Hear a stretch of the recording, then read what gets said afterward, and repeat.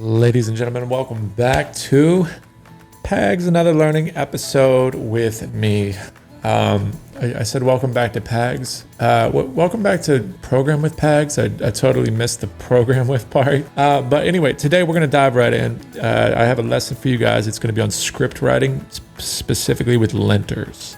Your linters and type checks are very, very, very important. We're going to look at it with Next.js. But this concept still should apply with all these other, if you're using React or Vue or Next or Angular, it's still the same concept. You just might have different configurations. So it should be through and through, but this is obviously going to be with Next. So we're going to skip a lot of steps.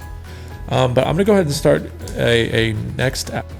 Again, / because I want it in this folder. I do want to use TypeScript. I do want to use ESLint. Sure, we'll use Tailwind. No, that's fine. All this stuff. So boom, a Next application has been generated for me. I already have my ESLint config. In fact, I'm going to pull up one from an old project that I use though. And I'm going to give you guys all of this stuff too. I'll leave my linting commands in the comments and stuff. But before I do all that, I'm going to explain what linting is, and I want to show you guys. Really what linting is for code quality. In code quality, you might have some rules yourself. So like maybe you don't want commented out code, like when you ultimately push something to production. But let's just go ahead and get this application up. But code or linting is for code quality. People might mistake it with formatters like a prettier or something.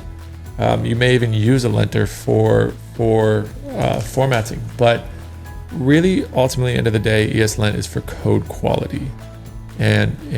So here we have our Next application, right? Just a standard Next application, right out of the box. Go ahead and build out a page. Just delete all of this, right? So we'll say hello, and you can see how we have the image tag that's not being used at the top anymore. We're gonna make that part of one of our rules. And I'll show you guys what that will look like. So we just boom, text center, flex, justify content. Let's try this, item center. Okay, boom. So our hello is in the middle of the screen. Here's our application. Whatever it may be, you might have a web app with a ton of stuff, right? So here's like your title page, here's some component, your web application all together. Let's go ahead and do some lint checks real quick, and then we're gonna ultimately put it in a script and make it more effective. Let's pretend we just have this type check function real quick, where all we're gonna do is just pass in a message, and it's gonna type check, or we're using TypeScript here. So I'm gonna define the message I'm passing in as a string. And maybe we wanna return void out of this or something, but not necessarily, you don't need to declare that, that's fine. So you can see how say hello is not being used and image isn't being used. So, and maybe we'll also have a comment here. And maybe these are things we don't want in our code base when we push to a repository or something. So we want to configure these rules in our ESLinter. I've gone ahead and pulled in some of the ESLint rules that I have from other projects and kind of some stuff that I've gathered over the years. And we're gonna see, I actually don't have one on comments. So let's get out of this one, but you can add a rule for comments as well.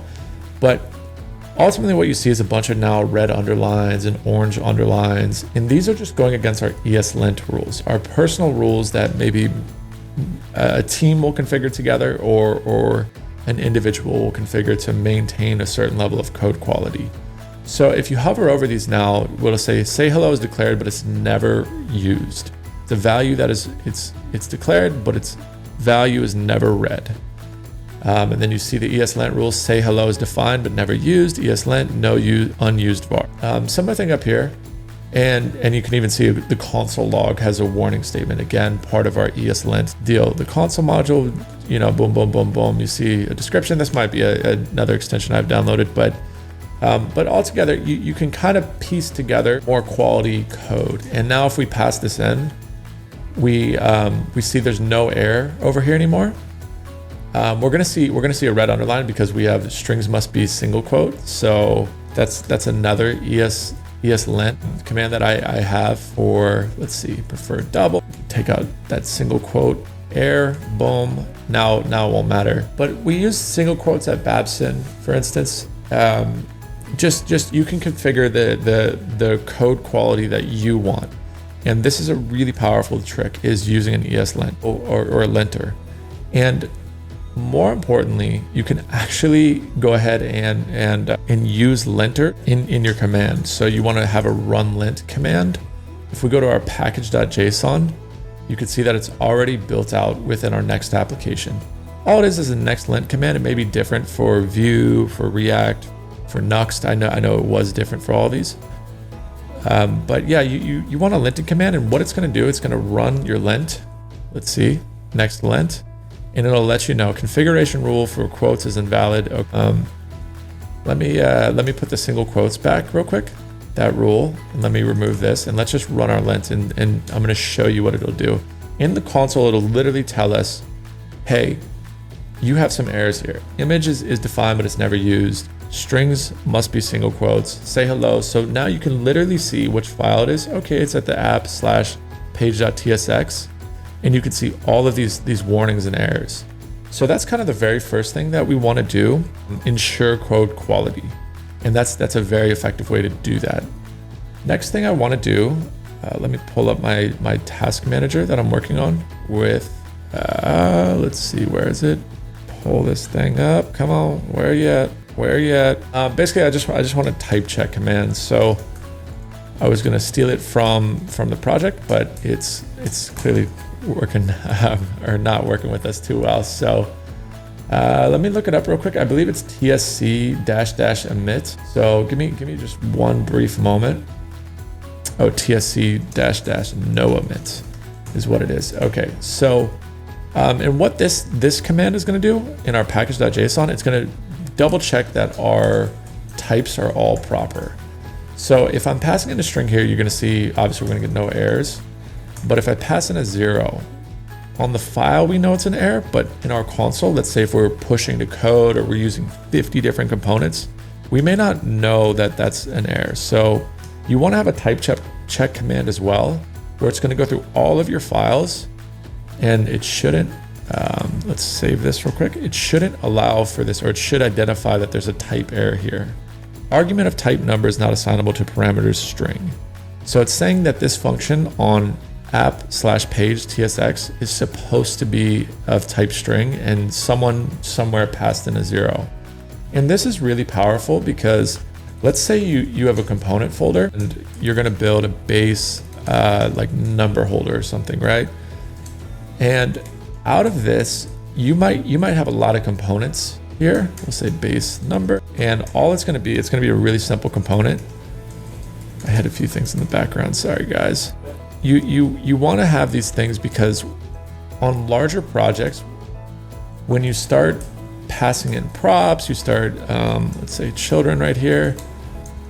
Let's go ahead and destructure some children. There's a lot of reasons for it, because one person might say, well, why would you have a type check when you have TypeScript and you know TypeScript is going to say it's going to throw an error? The reason is because when you start having more and more components and more complexity, and let's say your components and complexities start to overlap with each other, and then you redefine something down the road, it's going to be a whole thing. It's going to be huge, right?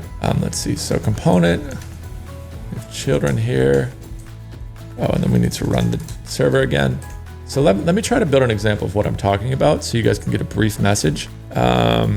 Yeah. You know what? Let's make this base number thing. Let's have it return a. Let's see. Where's the return? Let's have it return a function of the sum of number 1 and number 2. Right. So all we want to do is just basic function, right? We've all seen this. Number 1 plus number 2. Little type or spelling error. And maybe we actually want to get, and this is maybe not the most effective way you'd want to do this, but we're gonna get these numbers actually from props. So we'll say number one, guys, and I want this to wrap up here. I don't mean it to draw to be a much larger tutorial than this, but I do want to draw the importance of where this stuff is all coming in. So here's just a quick example off the top of my head that I thought of, where we can define some of these types, right? You want to have a type check because maybe for whatever reason, you might, let's see, we'll pass the number 2 as 2. So number 1 plus number 2, boom. Okay, so we should see some sort of love here, right? Let's see where our components are. Might in the wrong directory. Hold on, let me think about it for a sec. Exporting it, export default. Where's our error coming from? Strings must be in single quotes. Okay, that's so irritating. Let's see, because prettier is going to make things double quotes too. So, but anyway, you can see our component. All it does is just sum the two numbers. Really simple component, right? But let's say down for whatever reason you pass in now a string.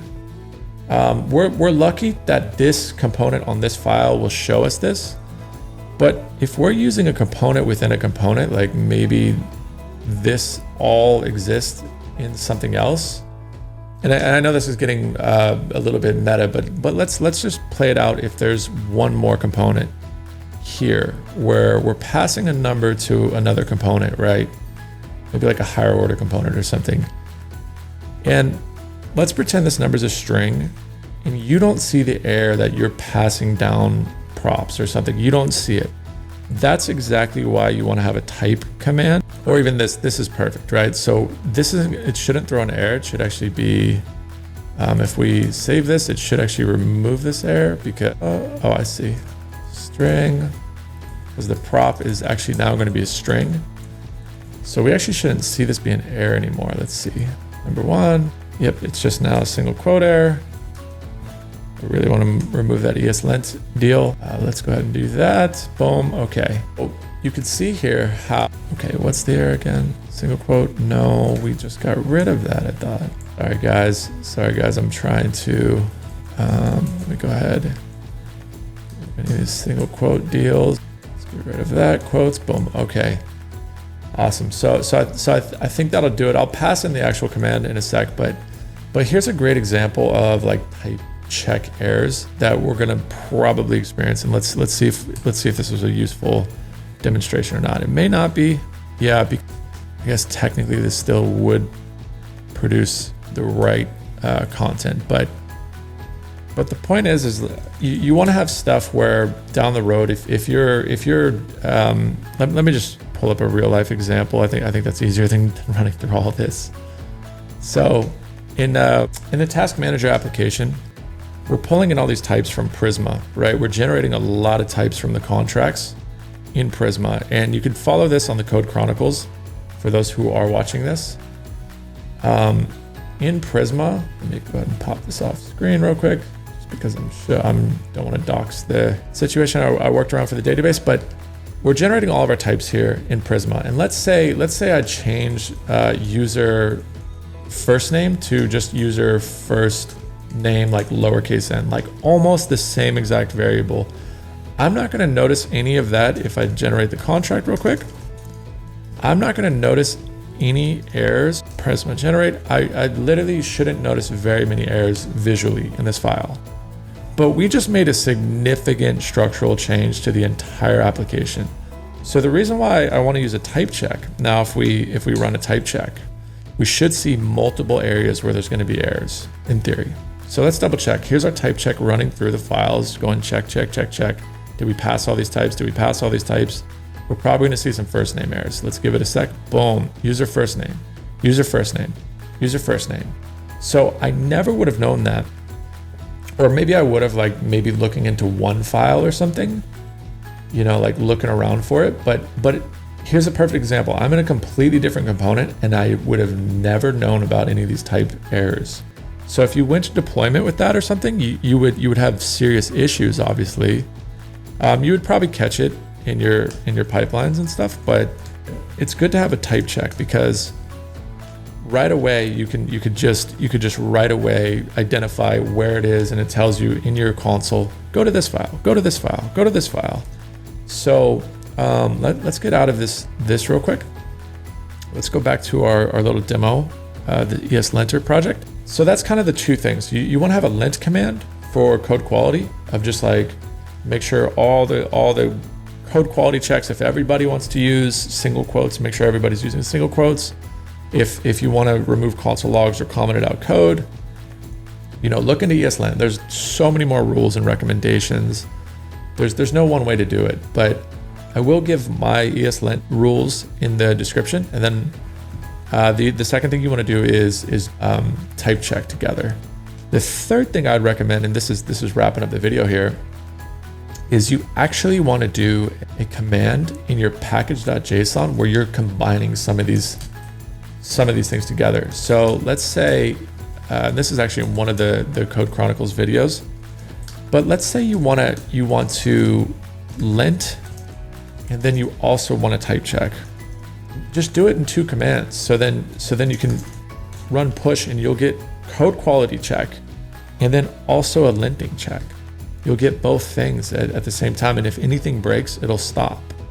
So here you go, boom. We have a code quality error right here. So now you know, okay, say hello's red, or it's defined but never used. So let's go ahead and use it. Boom, say hello, and we have warnings. Warnings are fine. They're not preferred, but they're not errors, right? So boom. Now we should pass our lint check, and then we should also pass our type check. So there's some sense of safety around the software you're building.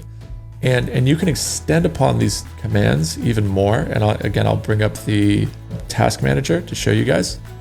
But that npm run lint, and then you want to have like an npm run type check as well. I actually have pieced them very much together. So then I also have where's my package JSON? There it is. So first I generate the contracts from Prisma to make sure all of my contracts are up to date. Then I run a lint, you can see it here. And then I do a type check. And then I do a build. And then I commit and add to GitHub.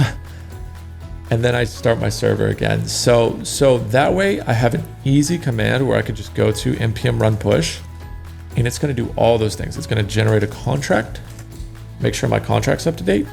It's going to then lint my code, see if there's any errors. It's going to do a type check, make sure all of my data is good. It's going to do a deployment check to make sure my build can still be built. And then it's going to finally, if it passed all those checks, but if it doesn't at any step, it'll stop, which is awesome because I don't want to push to my repository if I'm pushing error-ridden code. That'll literally do all these things, like 4 or 5 different checks. You could even do a testing. You could do a formatting here as well with Prettier or something. And then you have like a go-to command where it's like push, almost like a pipeline, right? Where you're making sure the code that goes to GitHub is going to be of a certain quality. So here we can see it's running through the build now. It got through, and I have these echoes just to let me know where I'm at in the process. So it says building, type checking, linting, etc. And right now it's just going through the build, so on and so forth. So we should see it get through the build, but I'm not going to waste your guys' time on all that. Let me just go back to our example real quick, and I will show you just how to do those echo commands. So I just showed you real quick with a lint and a type check, and all you want to do is just say echo, right? Something like this, lint, boom. Then you can do your and sign, and that'll be right there. And then let's do it for the type check too. Echo, checking, boom. And then of course we need our and. So then we now have a smaller version of that right here when we do npm run push. So let's see, npm run push, it's linting, and then it does to our lint command. Let's see if it passes. It says, okay, here's our warning. Don't use console statements. Not an error though, but here's a warning. And then it goes to our types, and boom, we have no type errors. So, and then after this, you could do some git commands if you wanted, git add, right? We could echo it, say pushing clean code to GitHub. And these are things that I may not want to do on a team, right? You don't want a hard code push command like this because in your DevOps team and maybe your backend team, they need to track tickets and know who's associated to what. So you don't want to just push commit messages like this necessarily.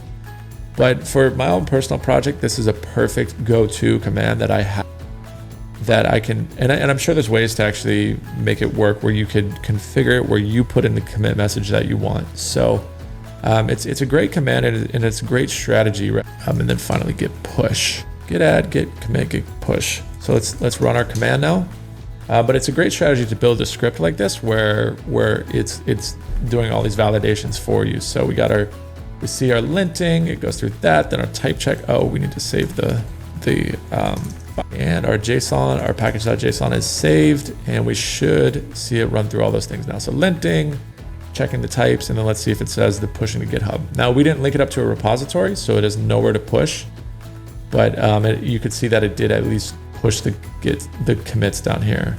I have a huge screen, so I don't know if this made the window, but you would have seen the little badge on the corner, I'm sure, with a few gits or commits ready to be pushed, and we did see those get pushed. But there's just no destination. We didn't configure GitHub. But that's not this YouTube video. This is a video on just linting and type checking and kind of using those in combination of each other, and just some ideas that you guys can use to up the quality of your code ultimately. If that last part was a little too much, just at least walk away with this, where you're echoing your lint command, you're running a lint, and then you're also doing a type check. That's pretty big, those two alone. And then I guess for sake is also the npm run build. So now when we just do an npm run push, not npm push, we can check at least. Those are the three main things that you want to do: is linting, type checking, and then building, because that compiles your code finally. So I would recommend those, at least just for like a good script to go to. Even if you just want to like have it as a valid, maybe you don't want to have it as a push command, but even just like validate data command or something, completely fine. And that way you're at least like you're maintaining a certain level of quality for your code. Your baseline code quality will all increase with just some commands like this. So anyway, I hope that helps. I hope you guys learned something. Oh, and then finally, you probably want to restart the server. Here we go.